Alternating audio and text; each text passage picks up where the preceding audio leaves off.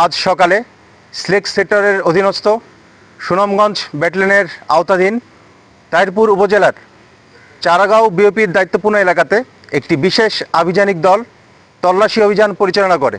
মাইঝাটি নামক স্থানে পলিথিনে মোড়া অবস্থায় এবং গাছপালা ডাল দিয়ে আচ্ছাদিত অবস্থায় টোটাল 24টি বিস্ফোরক জাতীয় ইলেকট্রিক ডেটোনেটর উদ্ধার করতে আমরা সমর্থ হয়েছি।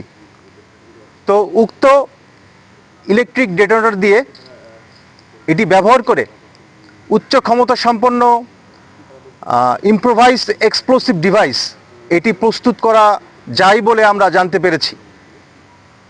তো দেশের যে বিদ্যমান স্থিতিশীল পরিস্থিতি এটি অস্থিতিশীল করার জন্য এবং অরাজকতা সৃষ্টির উদ্দেশ্যে চোরাচালানের মাধ্যমে এই ধরনের বিস্ফোরক জাতীয় দ্রব্য বাংলাদেশের অভ্যন্তরে ঢুকেছে বলে আমরা ধারণা করছি।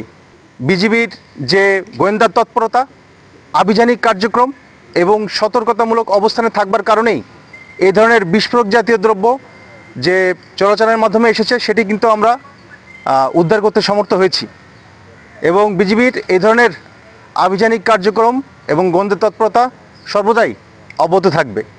এই উদ্ধারকৃত যে ডেটোনেটরগুলি এটি আইনানুগ ব্যবস্থার মাধ্যমে প্রয়োজনীয় কার্যক্রম প্রক্রিয়াধীন রয়েছে।